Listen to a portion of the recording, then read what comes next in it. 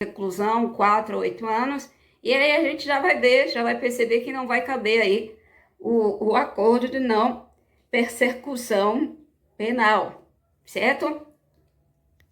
Mas tem aí uma exceção nesse caso do cabimento do acordo de não persecução penal. No primeiro momento ele não é cabível, né? Devido ao quanto mínimo da pena, porém, se for em caso de tentativa, aí cabe o acordo de não persecução penal, certo? Então, vamos seguir adiante no estudo? Bora lá, bora lá?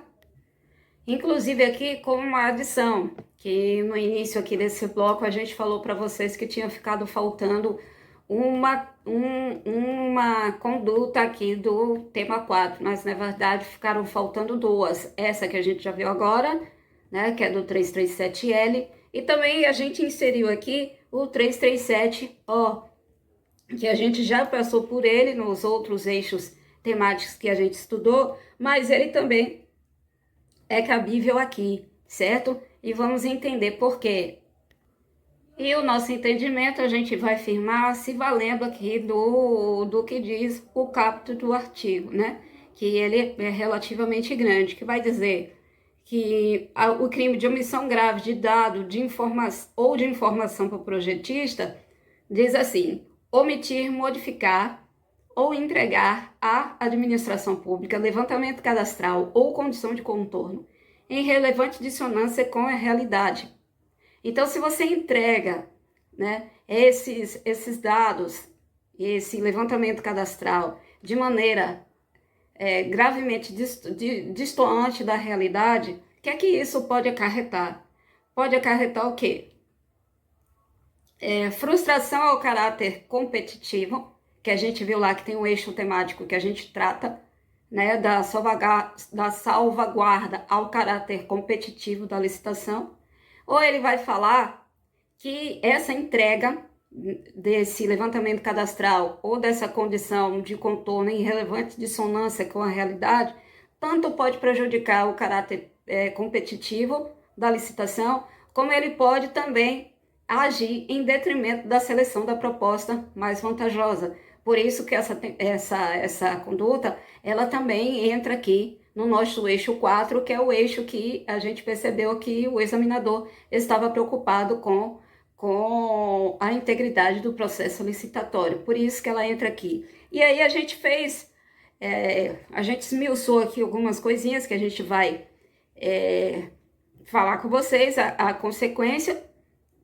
Tem aí 3 verbos, essa conduta tem 3 verbos: omitir, modificar ou entregar esse levantamento cadastral ou essas informações em relevante dissonância com a realidade. A gente já viu aqui as consequências. Em primeiro momento, ela pode frustrar o caráter competitivo da licitação, ou ela pode prejudicar a obtenção, a escolha da proposta que seja mais vantajosa para a administração.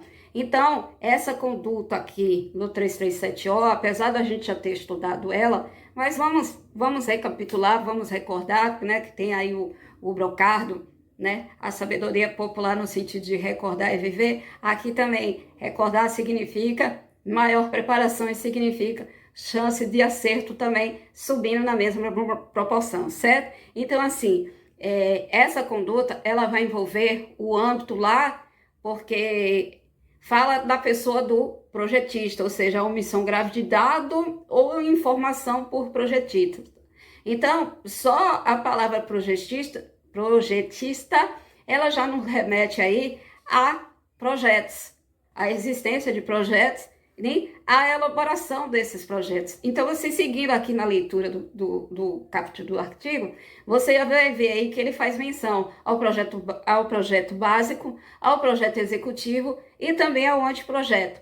Mas o projeto básico, o projeto executivo e o anteprojeto, aonde, de que vai aparecer aqui 2 coisas: uma modalidade licitatória e um procedimento auxiliar, que agora a administração pública para contratar, na verdade na 8666 também já era assim. Aqui a gente entende que, eu acho que está mais até evidenciado, está de uma maneira bem, digamos assim, normativamente bem mais clara para o administrador público as possibilidades dele de fazer uso das modalidades licitatórias ou lá dos procedimentos auxiliares. Então, a gente vai ver aqui, primeiro, o capítulo do artigo falando em uma modalidade, que inclusive é a nova modalidade trazida pela 14133, que é o diálogo competitivo. Você vai ver falando dele lá no artigo 28, inciso 5, da 14133. É claro que lá no artigo 6º, em um dos incisos do artigo 6º, que inclusive a gente já comentou aqui uma vez, que ele só perde em número de incisos para o artigo 5º da Constituição. Ele só perde para lá o artigo 5º. Perde por muito pouco, mas perde, né? Lá no artigo 6º também fala, eu não lembro agora exatamente qual é o inciso, mas tem um inciso lá no artigo 6º da lei, da NLL, a 14133, que também fala sobre diz qual é o conceito de diálogo competitivo, e vai se falar dele também lá no artigo 28, onde é apresentado as modalidades de licitação. Ele está lá no inciso 5º, certo? Como apresentado para nós como uma modalidade de licitação. E a gente vai ver também esse artigo do 337O falar do que a gente chama de PMI, que é o procedimento, desculpa aqui, peraí um pouquinho, isso mesmo, o procedimento de manifestação de interesse, que é um procedimento auxiliar, que o artigo 78 da 14133, lá no inciso 3, vai falar sobre esse procedimento de manifestação de interesse. Então, fazendo mais uma leiturazinha aqui do 337O, só para a gente sedimentar o que a gente discutiu aqui. O crime de omissão grave de dado ou informação para o projetista é quando há a conduta de omitir, modificar ou entregar para a administração pública um levantamento de dado cadastral ou informações que contenham relevante dissonância com a realidade. Isso pode trazer que consequência? Pode trazer a consequência de frustrar o caráter competitivo da licitação ou de prejudicar a escolha, a seleção da proposta mais vantajosa para a administração no que diz respeito a quê? Que tipo de contratação? A contratação do projetista, desse projetista que vai ser responsável de elaborar o projeto básico, o projeto executivo ou até mesmo o anteprojeto, certo? Isso em que fases de licitação, em que momentos da licitação?